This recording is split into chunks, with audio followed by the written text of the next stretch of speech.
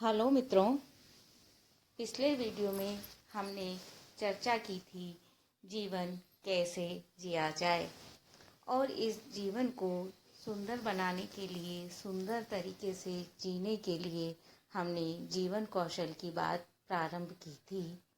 उसमें हमने मन के विषय में चर्चा की थी और आज हम उसी के अगले रूप प्रज्ञा, जो मन का परिष्कृत रूप होता है, चर्चा करेंगे। चर्चा को आगे बढ़ाएं इसके पहले आपसे निवेदन है, हमसे जुड़े रहने के लिए लिंक को सब्सक्राइब कर घंटी बजा लीजिए। हाँ तो दोस्तों, हम प्रज्ञा के विषय में चर्चा करने वाले थे। प्रज्ञा अर्थात बुद्धि, मन का परिष्कृत रूप, जो अच्छे बुरे का विचार कर निर्णय कर लेती है। मूल रूप से यह माया का ही एक रूप है जो कार्य क्षमता, कार्य कुशलता में वृद्धि कर सांसारिक रूप से हमें काफ़ी ऊंचा उठाती है, परंतु साथ ही अहंकार में भी वृद्धि करती है। यह स्थिति ठीक वैसी ही है जैसे सूर्य के ताप से निर्मित बादल ही सूर्य को ढक लेते हैं।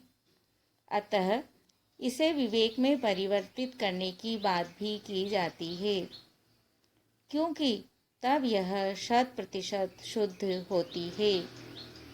समस्त कामनाएं स्व पर की भावना से मुक्त होती है। इसके लिए आवश्यक ही नहीं, अनिवार्य भी है कि हम सत्संग करें, अर्थात अपने से जो श्रेष्ठ है उसकी संगति करें, उसके निकट रहें, जिससे हम में उसके गुण आए। रामचरितमानस की एक पंक्ति आपने पढ़ी भी होगी, सुनी भी होगी, बिन सत्संग विवेक न होई। विवेक एवं आत्म साक्षात्कार की स्थिति कैसे बनती है, अब हम इस विषय पर चर्चा करना चाहेंगे। जब मन और प्रज्ञा वाली स्थिति हम पार कर लेते हैं तो बात आती है विवेक एवं आत्म साक्षात्कार की। यह इतना आसान नहीं है। इसके लिए शनि शनि बाहर से अंदर की यात्रा करनी होती है। बाहर से अंदर की यात्रा करनी मतलब अपने आप को ही, अपने अंतर को देखना होता है। मन का इंद्रियों से संबंध तोड़ना होगा, अर्थात समाधि। तब यह मन नाभि की ओर जाएगा, जिसे अंतर्मुखी होना कहा गया है।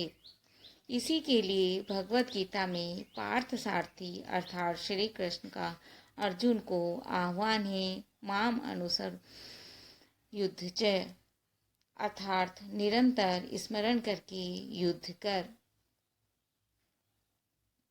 वस्तुतः प्रतिमाएं तो जनता को समझाने के लिए प्रतीकार्थ रूप में बनाई गई हैं।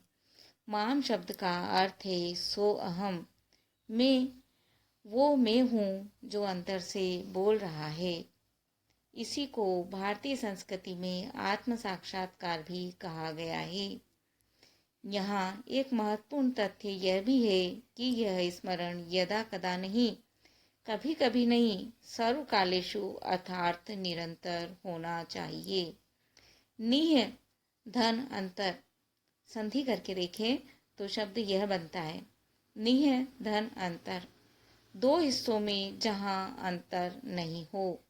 धारा प्रवाह, ठीक तेल की धारा वसुधारा के समान, जो निरंतर प्रवाहमान रहे। जरा भी बीच में अंतर हुआ तो वह बंद हो जाएगी।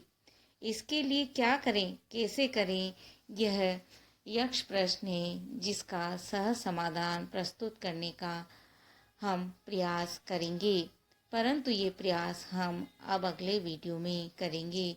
इसलिए मित्रों, हमसे जुड़े रहिए।